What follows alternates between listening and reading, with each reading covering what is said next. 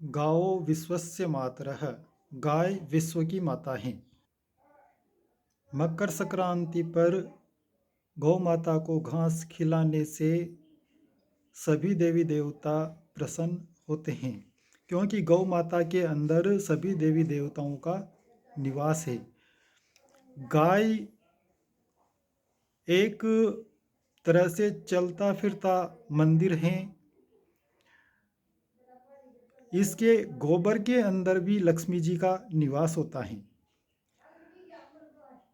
84 लाख योनियों में केवल मात्र एक ऐसा प्राणी है, गौ माता, जिसका मल मूत्र भी पवित्र होता है। गौ माता का गोबर और गौमूत्र भगवान को भी पवित्र करने का सामर्थ्य रखता है। विश्व में 7 प्राणी ऐसे हैं जिन्होंने पृथ्वी को, धरती माता को धारण कर रखा है। स्कंद पुराण में कहा गया है कि गोवीर विप्रेश्च वेदेश्च सती भी सत्यवादी भी अलुब्धेर दानशीलेश्च सप्तभिर्धार्यते मही। इन सातों में गौ माता का नाम प्रथम आया है।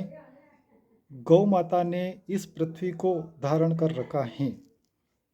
ये पृथ्वी ऐसे ही टिकी हुई नहीं है।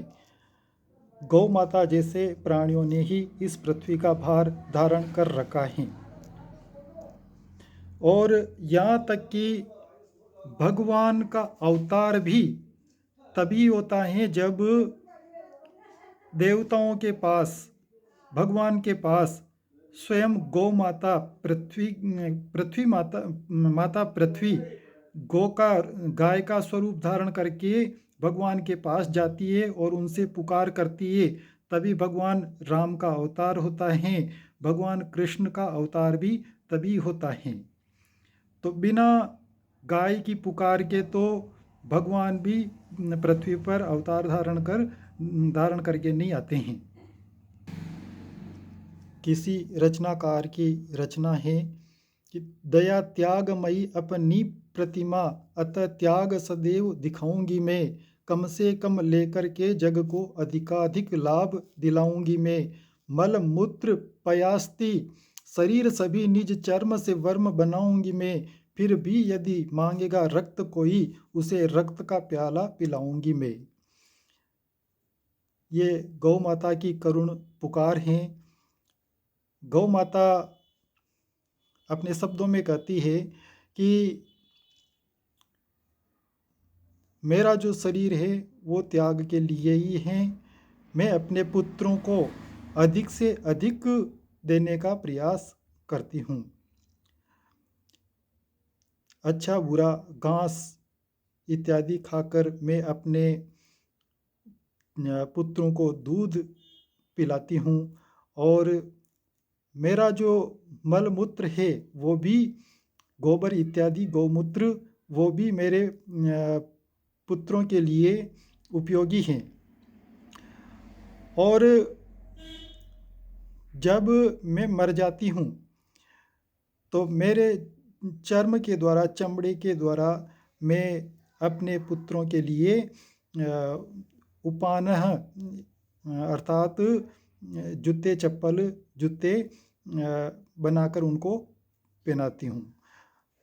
और इतना करने के बाद भी अगर कोई कसाई, कोई दुष्ट फिर भी यदि मांगेगा रक्त कोई, उसे रक्त का प्याला पिलाऊंगी मैं। अगर कोई मुझे मारता है तो वो मेरा मांस भी खाता है और मेरा खून भी पीता है। ये इस प्रकार गौ माता की करुण वेदना है। एक सवैया और आता है कि ये विद्वान लोगों के सवैये हैं। ब्रजराज को आया हुआ लख के, मृग राज ने सादर शीस झुकाया, मुनि दुर्लभ दर्शन पाकर के कई जन्म का पाप समूह मिटाया। बोले तुम धन्य हो धन्य सदा, तव वेरी ने आज महावर पाया। फिर भक्तों को और मिले अब क्या, कभी सोच रहा नहीं ध्यान में आया।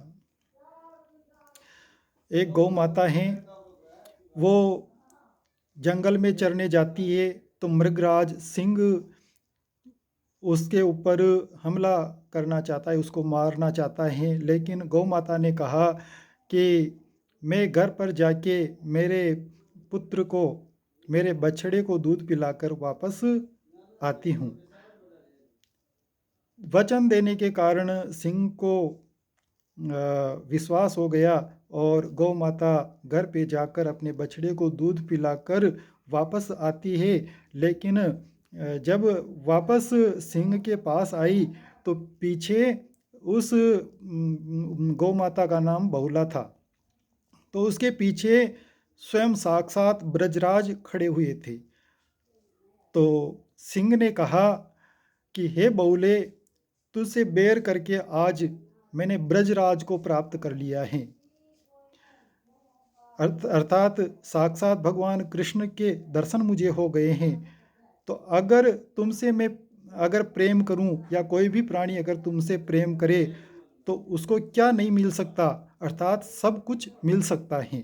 बैर करने पर साक्षात ब्रजराज के दर्शन हो गए, तो तुझसे प्रेम करने वाले, तेरी सेवा करने वाले को क्या क्या नहीं मिल सकता, सब कुछ मिल सकता है। इसीलिए सब कुछ प्राप्त करने के लिए, गौ माता की कृपा प्राप्त करने के लिए, ग्रहों को अनुकूल करने के लिए आप हमारी शिव शक्ति गौशाला में गौ माता की सेवा कीजिए। शिव शक्ति गौशाला में आप अनुदान कर सकते हैं, जो भी आपकी श्रद्धा हो उस प्रकार का। इस मकर संक्रांति के पावन पर्व पर या किसी भी पावन पर्व पर आप शिव शक्ति गौशाला में अनुदान अवश्य करें। शिव शक्ति गौशाला, खेड़िया, जिला बूंदी, राजस्थान। जय गौ माता, जय गोपाल।